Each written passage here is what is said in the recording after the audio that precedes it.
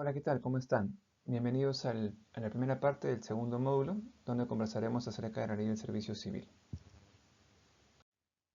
Bien, estamos en el contexto general de la reforma del servicio civil, pero para poder entenderla con plenitud es importante que conozcamos algunos conceptos que ya hemos revisado en anteriores clases, pero que se complementan con ahora el marco normativo que regula la reforma, ¿no? Que justamente es la ley del servicio civil, ley número 30.057. En esta primera parte del módulo 2 vamos a tratar acerca de este marco normativo. Bien, como antecedentes de la reforma del servicio civil, es importante que mencionemos tres intentos. El primero tuvo lugar en el año 90 al 92. Fue la época en la cual, bajo el marco del Consenso de Washington, se esperaba una reducción del Estado que permitiera simplificar procesos burocráticos y también reducir el volumen del personal en entidades públicas. Esto con la lógica o el entendido de que a mayor burocracia, menor dinamismo, menor competitividad, entonces había que reducir esa burocracia para poder hacer el país más competitivo en términos económicos comerciales. Con el primer intento se avanzó en algo, sobre todo en lo que se refiere a simplificación administrativa y en volumen de servidores, pero no se llegó a un mayor avance en cuanto a reforma propiamente del sistema de recursos humanos. Hubo un segundo intento en el año 95 hasta más o menos el 97, en el cual se emitieron diferentes normas que buscaban regular este segundo aspecto clave, que es propiamente la gestión del recurso humano a través del sistema de recursos humanos. Se planteó una nueva ley de carrera pública, hubo normas para descentralizar un poco la función pública en el país también, pero finalmente esto quedó un poquito también estancado por diferentes razones, sobre todo de temas del ámbito económico y político. Un siguiente intento de reforma del servicio civil se da en el año 2000, en 2006, en el gobierno de Alejandro Toledo, en el que tras en un contexto de desprestigio de la función pública por lo que había ocurrido en la última etapa de los 90 con el gobierno previo, se implementó, se incentivó, se impulsó un conjunto de normas que sobre todo apuntaban a la ética en la función pública. Sin embargo, tampoco es que se haya avanzado mucho con respecto a la reforma propiamente entendida como el cambio en el sistema de gestión de recursos humanos, ¿no? O un nuevo régimen laboral inclusive. Entonces, fue un intento importante en ciertos aspectos, pero que tampoco abarcó la integralidad que se requiere para poder mejorar la función pública en el país. Bien, entonces, tras los antecedentes que he comentado, llegamos ya al año 2008, en el cual se inicia la reforma actual del servicio civil peruano. En ese momento había una serie de problemas identificados y la reforma planteó una serie de propuestas que permitirían abarcar o atacar ese conjunto de problemas, ¿no? Por ejemplo, había una ausencia de un organismo rector de recursos humanos en el país, específicamente diseñado para tal fin. En ese sentido se propuso crear la Autoridad Nacional del Servicio Civil, servir como ente rector en materia de gestión de recursos humanos en el Estado peruano. Asimismo, o no se contaba con mecanismos para poder dotar a las entidades públicas de profesionales para puestos directivos, que se creía que era una capa clave para poder implementar la reforma. Entonces se planteó la creación del cuerpo de gerentes públicos justamente para poder dotar a las entidades públicas de esa capacidad directiva clave para alcanzar objetivos de las entidades públicas. De igual forma se aprobaron normas sobre evaluación y capacitación que en ese momento se consideraba que eran puntos muy débiles de la gestión del recurso humano en el Estado peruano. Bien, entonces en 2008 empieza el proceso de reforma con la creación de Servir y la emisión de algunas normas que regulaban algunos aspectos que eran más sensibles en ese momento, estaban menos avanzados o eran urgentes. Y en el 2013, tras algunos años, es que se emite esta ley del servicio civil, la número 30.057, con la cual toma un poco más de forma este intento de reforma.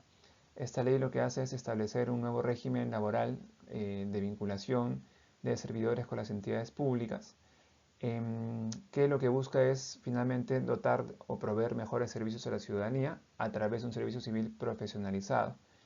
¿Qué implica esto? Que existe un régimen único que permita o que responda a una planificación además de la dotación, que los servidores ingresen por mérito a través de concursos públicos, que cumplan con los perfiles, que sean idóneos. Además, se plantea que tengan acceso a la carrera o a la progresión en la carrera, ¿no? Para poder vincularse y permanecer en el Estado cada vez aportando más valor. Y también se plantea un mecanismo de gestión de rendimiento que permita la mejora continua de las capacidades de los servidores civiles. Entonces, este marco normativo clave finalmente lo que establece es, o lo que busca es crear un servicio civil que esté al servicio de la ciudadanía, pero no solamente con la sola creación de un régimen laboral nuevo, sino también con el ordenamiento de la gestión de las personas en el Estado peruano, ¿no? Es un nuevo régimen más un sistema administrativo de recursos humanos que funcione mejor tras haber sido potenciado. Como comentaba, un aspecto clave de este nuevo intento de reforma que se plantea en la propia ley del 2057 es la existencia de un régimen de carrera nuevo que reemplace al actual que tenemos bajo el régimen 276, que permita que los servidores que vayan a incorporarnos al nuevo régimen puedan con el tiempo progresar en sus carreras y acceder a mejores beneficios en puestos de mayor responsabilidad o complejidad.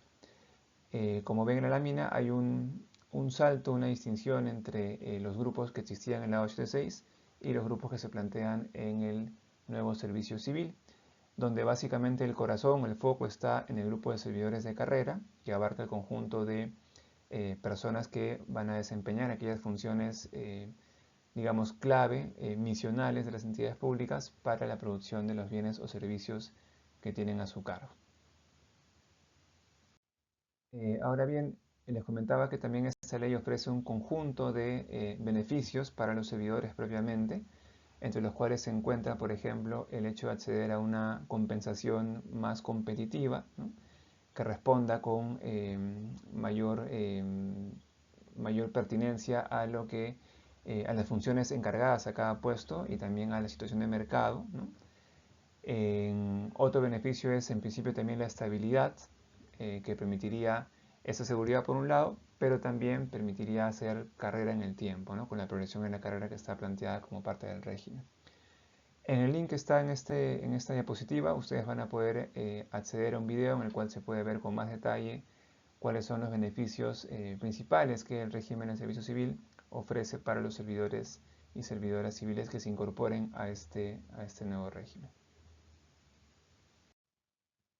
Bien, entonces para cerrar esta primera parte del módulo 2, comentamos dos ideas clave. La primera tiene que ver con que la reforma del servicio civil es importante porque busca profesionalizar a los servidores públicos en el marco de un sistema administrativo ordenado y orientado a la ciudadanía. ¿Qué quiere decir esto? Que la reforma implica trabajar con el sistema administrativo de gestión de recursos humanos, implica reformarlo, implica potenciar los procesos para que tenga sentido. Asimismo, la ley busca eliminar el desorden que tenemos a la fecha por la existencia y la convivencia de diferentes regímenes laborales.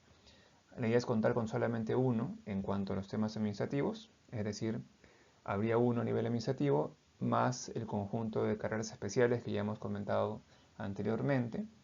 Eso permitiría que ese medio millón de servidores administrativos estén mejor gestionados al haber un único cuerpo normativo que regule su régimen laboral. Además, establece una estructura estándar para las entidades públicas, no en el sentido de que sea un solo un conjunto de servidores predefinidos, sino en cuanto a las reglas, ¿no? Cómo tienen que estar constituidos, en qué grupos, ¿no? Con qué niveles y subniveles, entre otros aspectos, incluyendo la compensación. Entonces, con reglas más claras, con un único régimen y con un sistema administrativo que, digamos, cubra, que ayude a que le dé soporte a los servidores civiles en su función del día a día, ¿no? Se conseguirá que la reforma del servicio civil realmente apunte a los objetivos que tenemos de desarrollo como país a través de la función pública. Bien, con eso cerramos esta primera parte del módulo 2. Los invito a revisar el material complementario que está en su aula virtual para que puedan ahondar en algunos conceptos, ideas, antecedentes que hemos revisado rápidamente en esta presentación. Muchas gracias.